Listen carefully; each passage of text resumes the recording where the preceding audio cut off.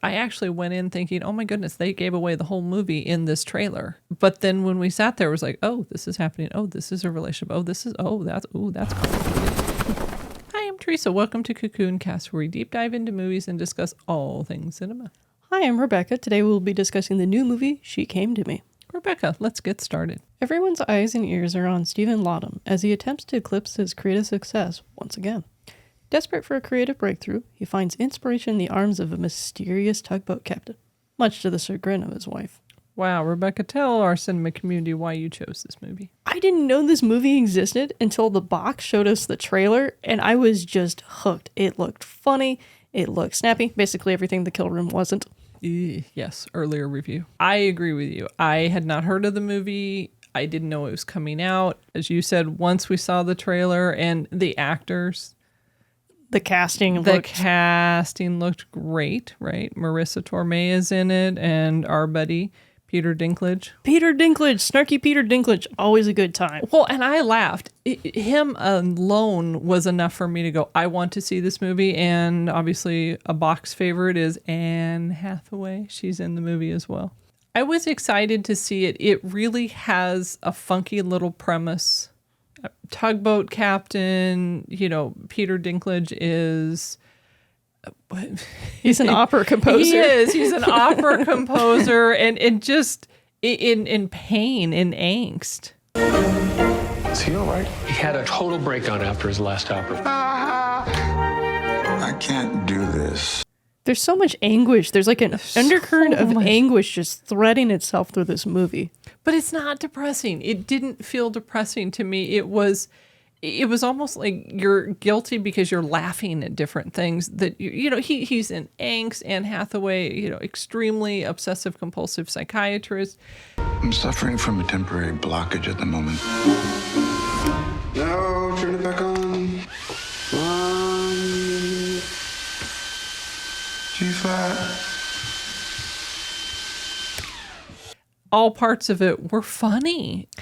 I liked how these elements were played for drama, but also there was the humor that you've described being openly presented and discussed by the characters, too. I would agree with that. And it's funny, too, because it's billed as a comedy, a drama, and almost a little bit of like a rom-com, which was kind of interesting to me. I'd say it's a tragic rom-com. You mentioned to me when we ended up seeing this movie with our Cocoon Cast team that the director and writer of this film was Arthur Miller's daughter. And I saw definitely a lot of little cheeky little moments that kind of felt like a Miller play. Well, and I laugh because Rebecca Miller wrote it and directed it, and she's married to Daniel Day-Lewis, who wonderful actor who just kind of faded away from the scene, retired from acting. I was half expecting him to do a cameo, to be honest with you. I thought, maybe he'll show up on one of the tugboats or, just one of the extras just kind of walking around Brooklyn. Or maybe there's a little press blurb in an alternate universe about Daniel Day-Lewis studying to be a tugboat captain for his 5-minute cameo in this film. I was waiting for something like that. And the movie's rated R. Obviously, the themes are a little intense. It's a bit saucy. It gets a bit saucy. Hey, Doc. I was thinking tonight could be a good night for sex night, possibly. Ooh. It's an interesting idea, but, Thursdays. But I enjoyed the screenplay a lot, and I'm curious what your thoughts on the screenplay were. I liked how the characters interacted with each other. They were realistic. They were a bit hyper real.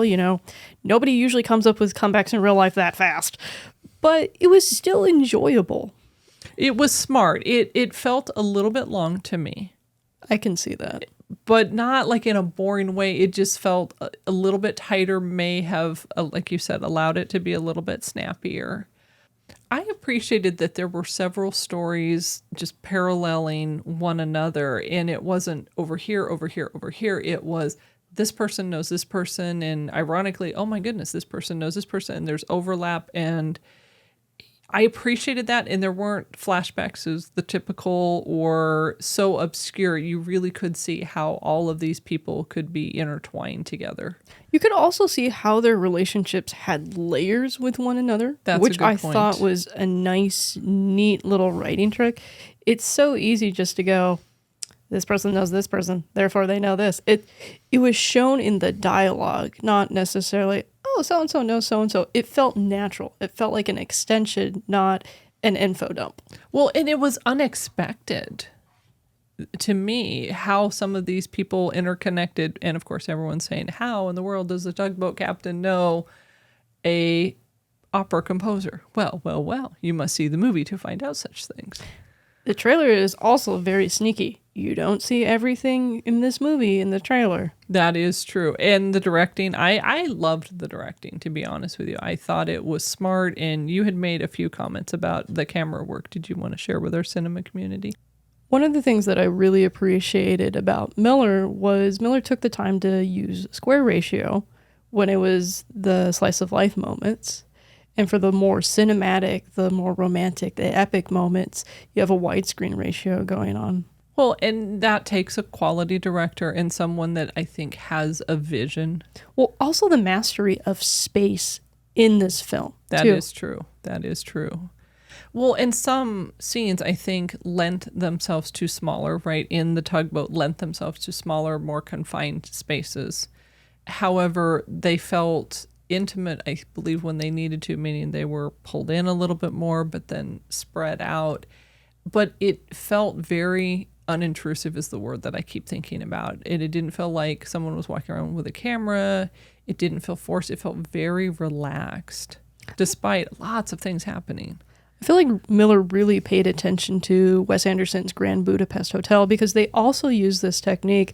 And it's really interesting to see because the Grand Budapest Hotel is a very hyper-realized fictional film. This is also a fictional film, but it's very grounded in reality. So I thought it was kind of interesting to see the interplay I like comparing between the it two. to a Wes Anderson movie because, right, very, very different. However, I hear your point. I know we had talked a little bit about actors and actresses. And when I was doing some research, just reading a little bit about, maybe who they were thinking originally, had the cast change. And I actually found out IMDb wrote that the original choice was Steve Carell and Nicole Kidman and Amy Schumer. And I could see that cast. It was funny because when the movie first started, I was putting in my head, I'm like, what would it look like if they were in this movie? And my understanding, they all dropped out when the movie was stuck in development. I'm not sure how long it took from the movie to be written to go on the screen. But I actually like the cast that they recast with. Well, and I didn't know that until you brought this information to my attention. One thing I did notice was the script's pretty seamless. Yes. One of the things that I was really concerned about when we saw this movie was that they were going to poke at Peter Dinklage's height, which would be an easy trap to fall into. But they didn't. He's very seamless, and he's treated as a serious actor in this film, which I really appreciate. Well, and he is a serious actor, and to take it down a notch for no particular reason, and even if in their mind they had a particular reason, I think would have reduced my appreciation for the movie. Honestly, I would have been like, wow, you don't have a script and you don't know how to treat people. I would not have been impressed with that. And like we were saying, knowing that Peter was cast, immediately I wanted to see the movie.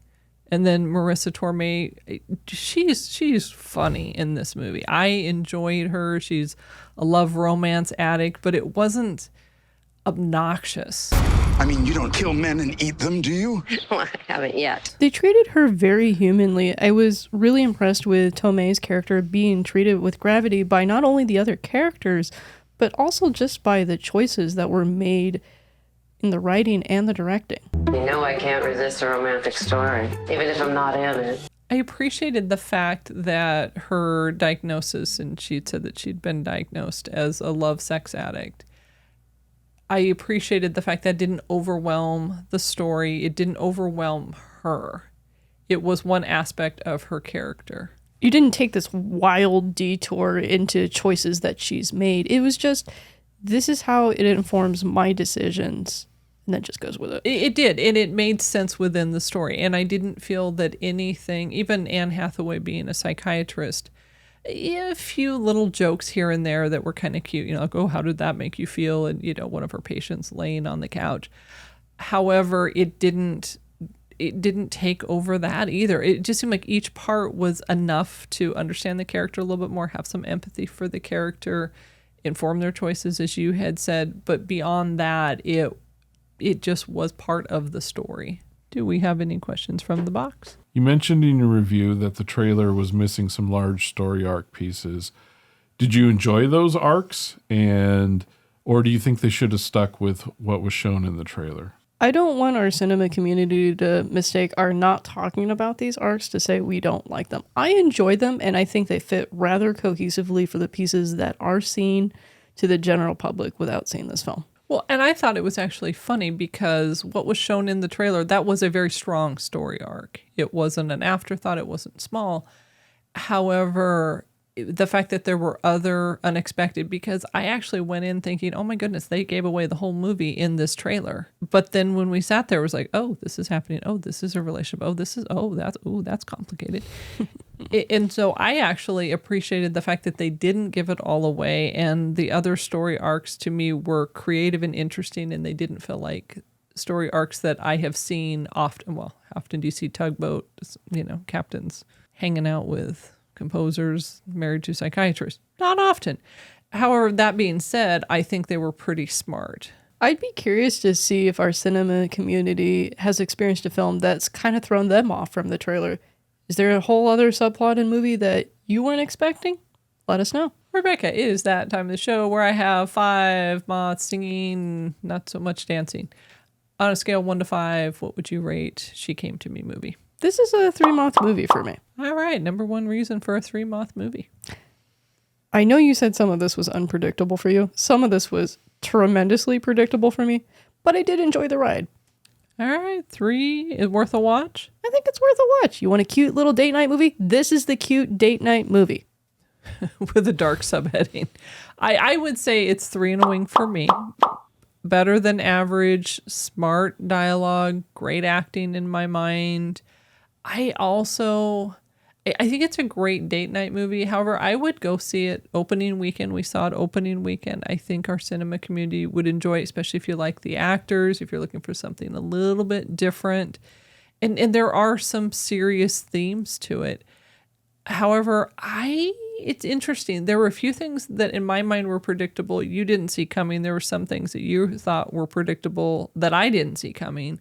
I guess I don't know what people would necessarily see as predictable or not. I thought it was universal. I thought, oh, if I see it, you see it. And you're like, And you saw things, you're like, I thought you saw my But I don't think that took away from the movie. I definitely think it's above average. So 3 and a wing feels pretty solid to me. It's not quite a 4. I know we had talked about Coen Brothers. It didn't quite feel like a Coen Brothers movie, which I think would fall closer to a 4, possibly a 5. Thanks for joining us. We're always excited to create experiences to bring our cinema community together. Come back to the channel this Saturday for our weekly show, Movies and More, where we will have more movie reviews, the latest Hollywood news, and commentary with snark, meant to amuse. Please remember to like, subscribe, and share our channel. If you enjoyed this movie review, you might want to click the link to check out our review of The Kill Room, or click the other link to watch last week's show where we reviewed Rattle and Hum. Remember, cinema community, movies are better together. Thanks for watching. See you in the next review.